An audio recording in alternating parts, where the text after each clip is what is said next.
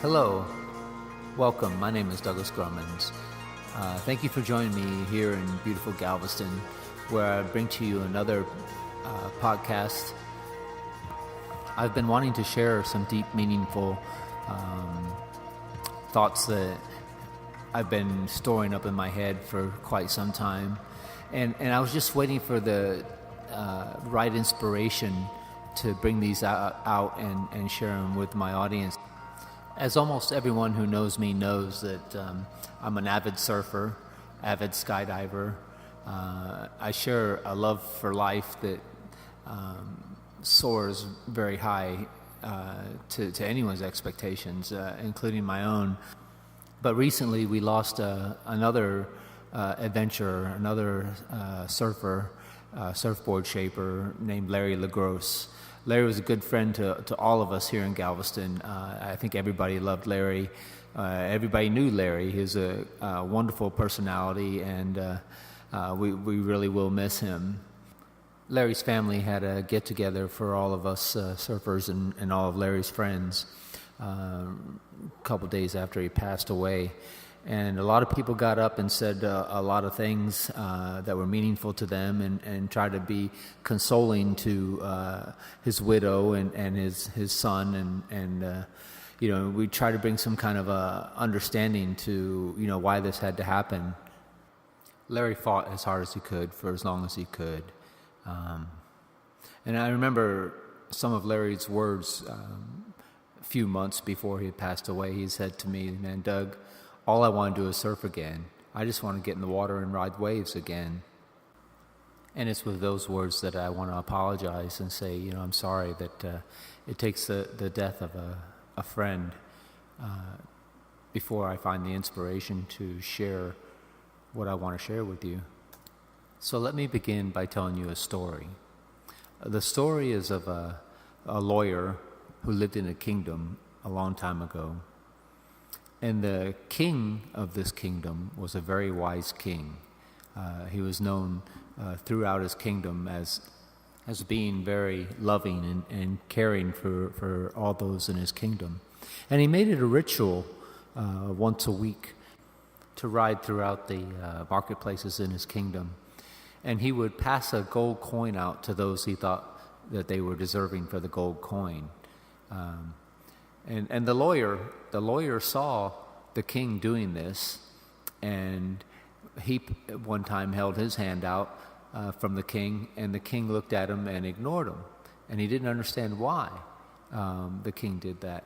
And the king gave gold coins to the elderly and to the very young kids, and everyone that seemed to be deserving to the king. Not receiving the gold coin made the lawyer angry and upset, and he wondered, often why the king never would give him one. So the lawyer tried all kinds of tricks. He dressed up as a child and put on little children's clothes and stood there, but the king wasn't fooled by the lawyer's garb and would not give him the coin. But he continued giving the gold coin to all the little children and the older people and the innocent-looking people. And the lawyer catched on to that. He said, the innocent people. So he tried to look innocent, and he tried to dress up as an older person. But the king was not fooled. Everything the lawyer did, the king realized it was still the same clever lawyer trying to fool the king into giving him the gold coin.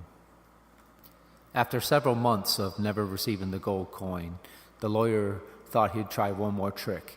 There was an open casket sitting by the side of the road, and the lawyer jumped into the casket and pretended he was dead. And as the king rode by on his horse, he threw a gold coin into the casket and on top of the lawyer, and he told the lawyer, "Not until you're dead. You will not receive the gold coin, the gift, until you're dead." Now, this is an ancient story, and it comes from the Sufi tradition.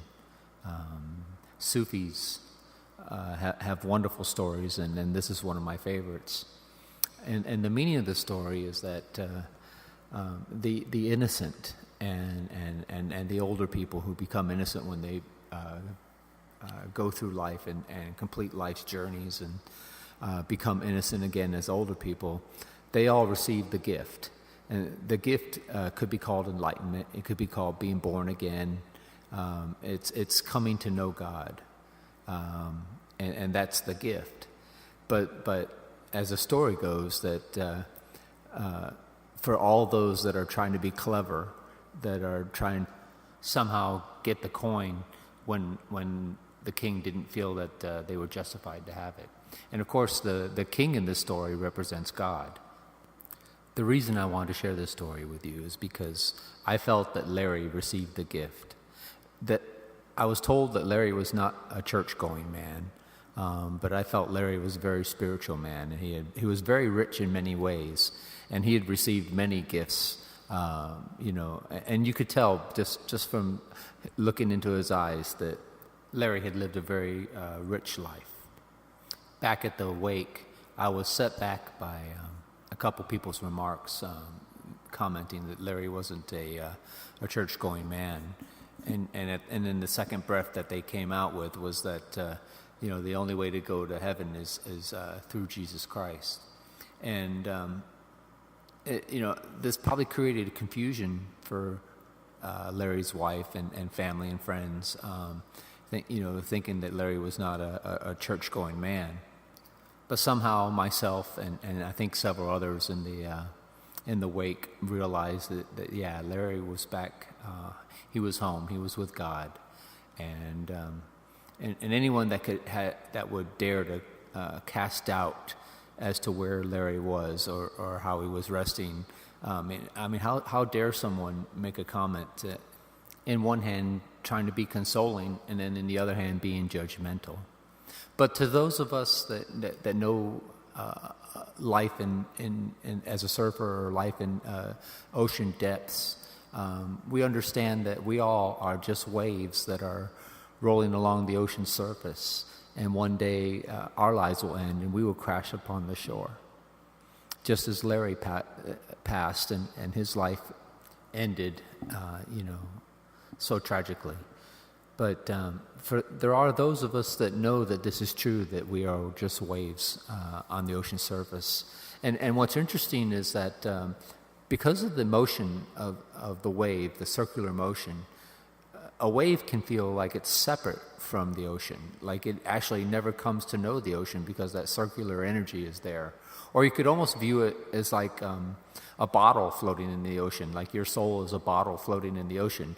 You never really know what the ocean is. You're floating in it, but because your bottle doesn't leak, the ocean never comes into you. But there are those that have become like a bottle or like a wave where the energy has stilled and is no longer spinning. It's still a wave, and I know that's not possible to say that it's could be done, but you're still a wave. But when the energy stops spinning, then the energy of the ocean can fill you, and you actually go into the ocean. You become one with the ocean. And there are mystics who can attest to this and tell you that this is true. I tell you these things because May 3rd of 1998, I came to know this ocean before I died. Actually, the incident that led to that incident was a near drowning on my behalf. I was out surfing and I had a very bad wipeout and got held down for a really long time and thought I was going to die. Actually, I ran out of breath and didn't, I just gave in. And that giving in led to me shedding my fear of death, and that allowed me to know the ocean, and to know that I'm not separate from the ocean. Because we're all walking around this world thinking that there's no God, that we're separate, that we're individuals, and God does not exist. And it's silly. And when it happens, when you realize that that you're just a wave on the ocean surface, then it's almost like a big laugh comes out. You find it a big belly laugh, very humorous, that that existence could play such a joke on you. But it was all because of the motion, of the circular motion of the wave, that you always felt separate. But regardless, I mean, it's kind of a tragedy to go through your whole life with many opportunities to become to know the ocean, that come to allow you to know the ocean. But for some people, it doesn't happen until they die. And the interesting thing, if you ever watch a wave on the, crash along upon the shore, the interesting thing is that the energy that was the wave goes back into the ocean, and you can observe it all you want. You can, the bigger the waves are. I noticed down on a trip to Mexico that the waves, when they roll back into the water, they make a backsplash onto the next wave. But the energy is very powerful. The wave does not die; it returns to the ocean. And there's no person, no concept, no idea blocking the energy from going back into the ocean. Not even God himself would create an idea to stop the energy from returning.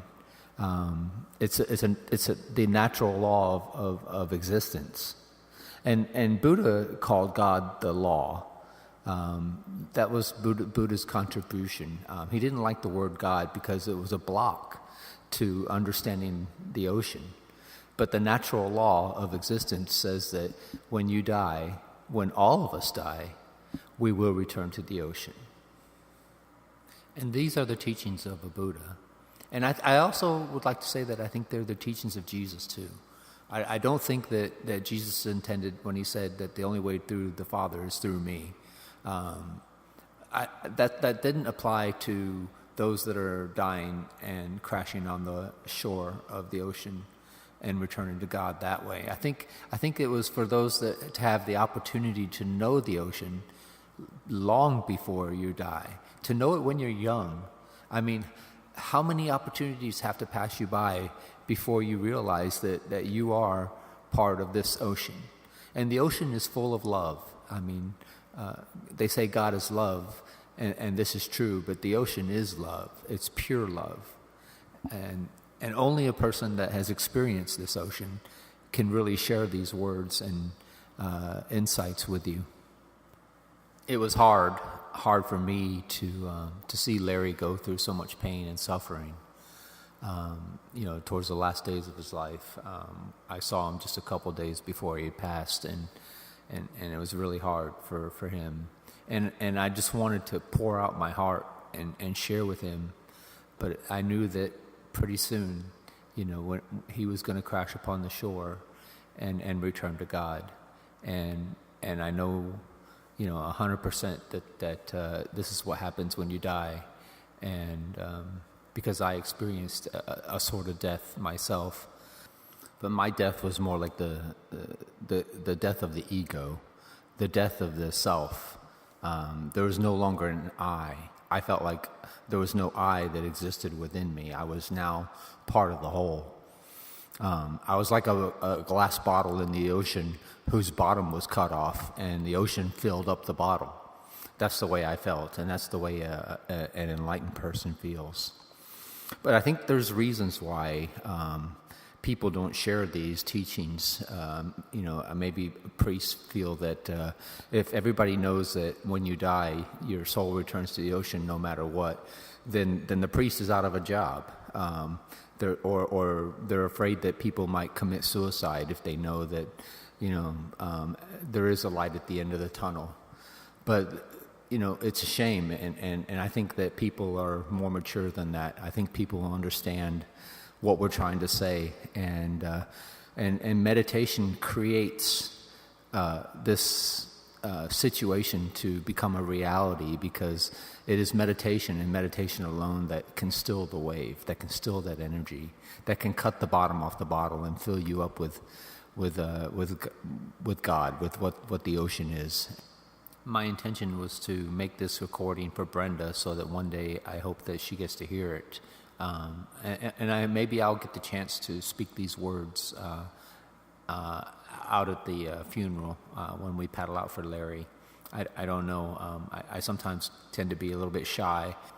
But in all honesty, even though I made this recording for Brenda with her in mind, I hope everyone, every single human, gets to listen to these words and understand these depths, the depths that can only be known by those who call themselves mystics, and some lucky surfers who stumble upon these realizations also. So in closing, I want to say my regards and condolences to Brenda and the LaGrosse family. Larry, you will be missed. We love you very much, and we'll miss your soul dearly. But we all know that you have returned. And with that, I'd like to say goodbye, and join me again for another talk when a new inspiration comes. Anyway, thank you very much for listening. Have a good day.